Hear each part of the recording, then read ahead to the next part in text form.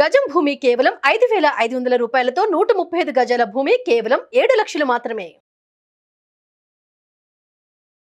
నమస్కారం శశికాంత్ గారు. నమస్కారం నాగరాజ్ గారు. సో గత కొద్ది రోజుల నుంచి మీరు నేను డిస్కస్ చేసుకున్నటువంటి ఒక విషయం, దానివల్ల లీగల్గా చాలా మందికి చాలా విషయాల్లో అవేర్నెస్ క్రియేట్ అయిందని చెప్పొచ్చు అన్న.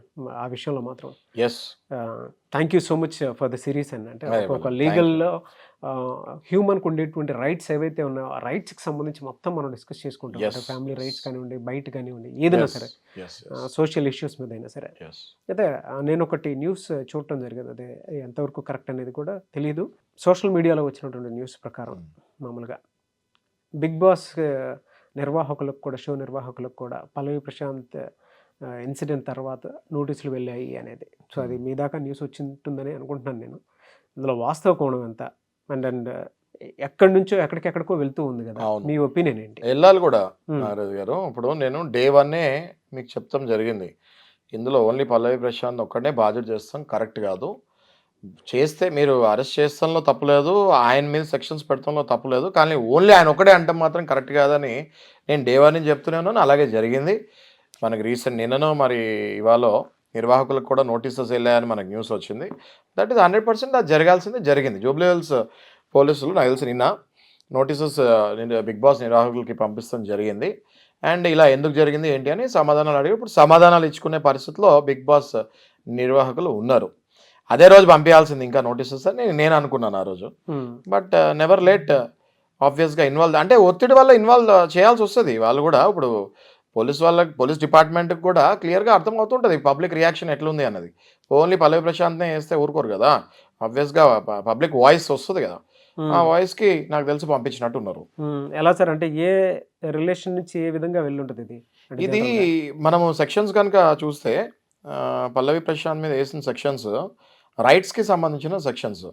మళ్ళీ క్లుప్తంగా సెక్షన్స్ గురించి మాట్లాడుకుంటే 147 ఐపీసీలో 147, 148, 290, 353, 427 రెడ్ విత్ 149 ఇవన్నీ కూడా క్లుప్తంగా మాట్లాడుకుంటే అన్నీ గ్రూప్ గ్యాంగ్స్ వచ్చి కొట్లాడుకుంటాము, ఏదైనా గిర్రలు పట్టుకొని చేతిలో వచ్చి ఏదైనా పగలగొడతాము.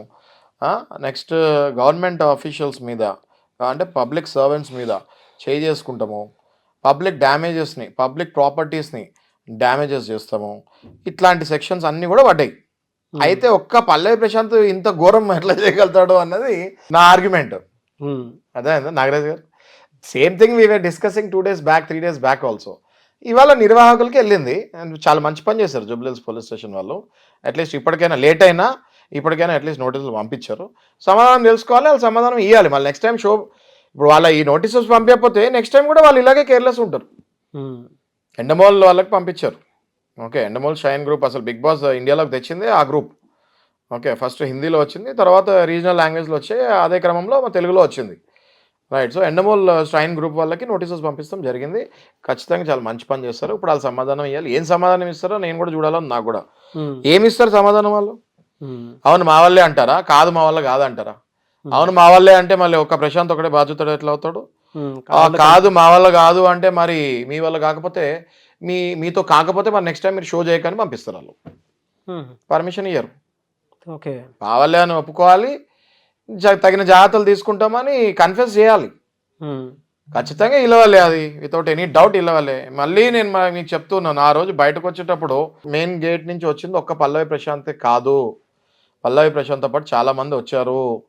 పల్లవి ప్రశాంత్ చేసింది తప్పే, కానీ ఆయన ఒక్కడే ఈ తప్పు చేయలేదు, చాలామంది తప్పు చేశారు. ఆ సెక్షన్స్ ఆయన మీద పెడతాం కరెక్టే, కానీ ఆయన ఒక్కడే చేయలేదు, చాలామంది చేశారు అని నేను ఫస్ట్ నుంచి అదే మొత్తుకుంటున్నాను. ఎలా sir overall Pallavi Prashanth winner case common intention Nagaraju garu, ఆ ఆనందంలో మర్చిపోయారు.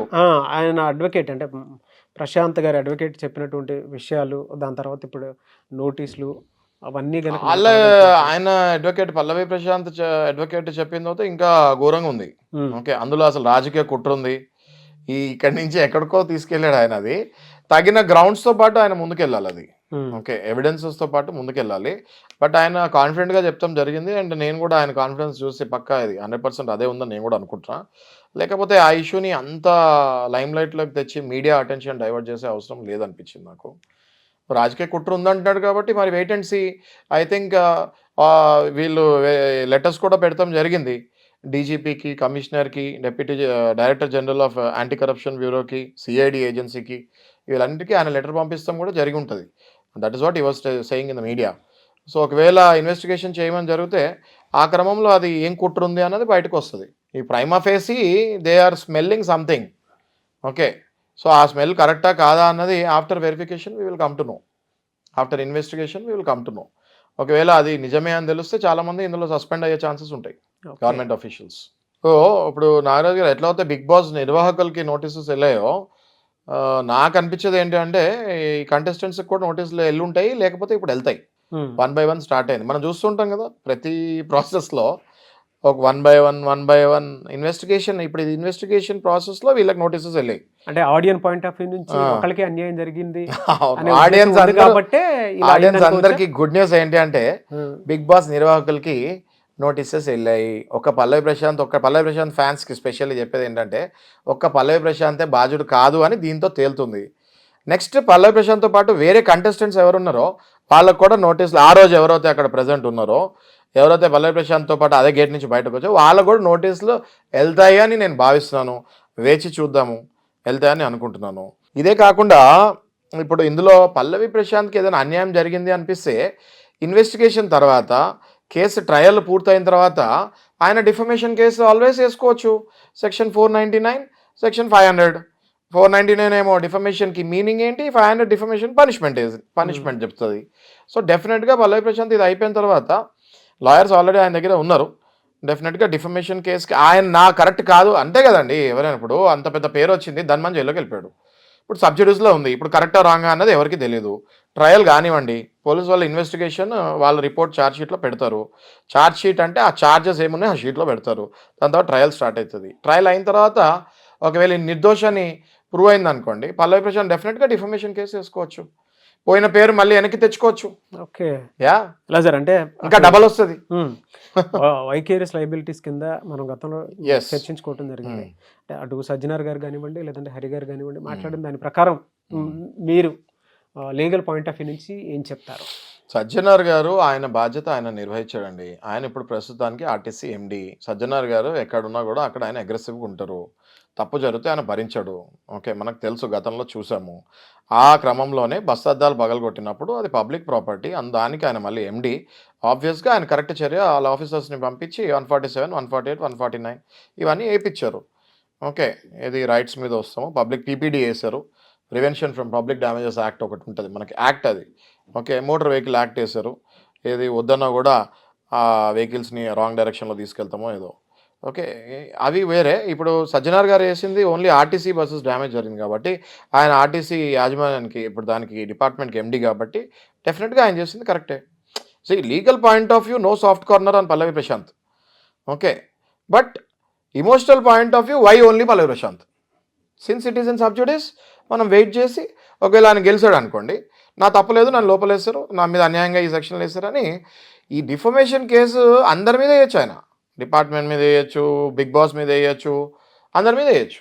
అదే అయిన తర్వాత బ్రహ్మాండంగా వేసుకోవచ్చు ఆ కేసులు. అప్పుడు చూద్దాం అది. ఓకే, అండ్ మీరు ఇంకో క్వశ్చన్ కూడా అడిగారు ఇప్పుడు వైకేరియస్ లయబిలిటీ అని. ఇది కూడా వైకేరియస్ లయబిలిటీ మీద కూడా సెక్షన్స్ బిగ్ బాస్ నిర్వాహకుల మీద వేయచ్చు, అట్లాగే ఎక్కడైతే జరిగిందో ఆ ప్లేస్ మీద కూడా వేయచ్చు డెఫినెట్గా. సో ఇది ఈ వైకేరియస్ లయబిలిటీ ఎవరు వేయాలి అన్నది ఇక్కడ క్వశ్చన్ మార్క్. ఓకే, సో అది మళ్ళీ లాయరే వేయాలి. పల్లవి ప్రశాంత్ దగ్గర ఉన్న లాయరే ఇది ఒకవేళ లయబుల్ అయితే అయినా వీళ్ళు కూడా లయబుల్ దీనికి అని చెప్పి వాళ్ళని ఇందులోకి లాగాలి. సో అది మనం ఆ లాయర్స్కి వదిలేస్తాము. వాళ్ళు చర్చించుకొని ఒకవేళ కరెక్ట్ అనిపించుకుంటే డెఫినెట్గా వైకేరియస్ లయబిలిటీ, నా ప్రకారం అయితే వైకేరియస్ లయబిలిటీ అయితే ఉంది. లేకపోతే ఇవాళ నిర్వాహకులకు నోటీస్ ఎట్లా వస్తుంది?